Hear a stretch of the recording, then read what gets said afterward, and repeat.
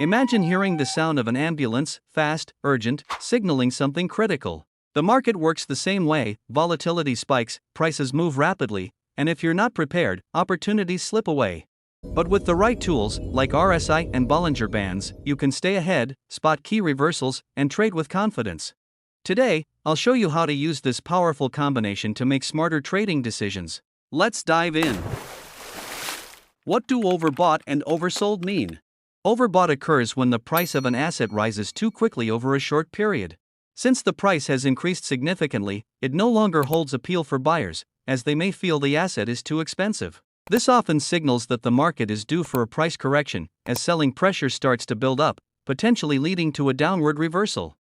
On the other hand, oversold happens when the price drops sharply due to excessive selling. As prices decrease, sellers become unwilling to continue selling because they believe the asset is undervalued. This typically results in a price reversal upwards, as buyers step in to take advantage of the lower prices. By identifying these zones, traders can anticipate potential price reversals, making them highly valuable for informed trading decisions. Identifying overbought and oversold zones with RSI. RSI, Relative Strength Index, is a momentum oscillator that measures the speed and change of price movements on a scale of 0 to 100. Values above 70 indicate overbought conditions, while values below 30 indicate oversold conditions. RSI helps traders identify potential reversal points. If you're not confident about overbought and oversold zones in RSI, watch Session 3 for a detailed explanation. The link is at the top. Bollinger Bands and identifying overbought and oversold zones using them. Bollinger Bands are a technical analysis tool consisting of 3 lines: the middle band, a simple moving average; the upper band, 2 standard deviations above the middle; and the lower band, 2 standard deviations below the middle. Overbought and oversold zones with Bollinger Bands. Overbought occurs when the price of an asset rises too quickly and approaches or exceeds the upper band. This suggests that the asset may be overpriced and could be due for a price correction. If the price moves above the upper band, it is often a stronger signal of overbought conditions and a potential sell signal. Oversold occurs when the price drops sharply and approaches or falls below the lower band. This indicates the asset may be undervalued and could be due for a reversal upwards. If the price moves below the lower band, it often signals oversold conditions and could present a potential buy signal. Combining Bollinger Bands and RSI. Bollinger Bands and RSI are 2 powerful technical indicators, and when used together, they provide stronger confirmation for identifying overbought and oversold conditions. This combination helps traders filter out false signals, improving the accuracy of potential trade entries and exits. How does this combination work? 1. Bollinger Bands help identify price volatility and potential reversal points by showing how far the price deviates from its average. 2. RSI measures momentum and determines whether an asset is overbought or oversold.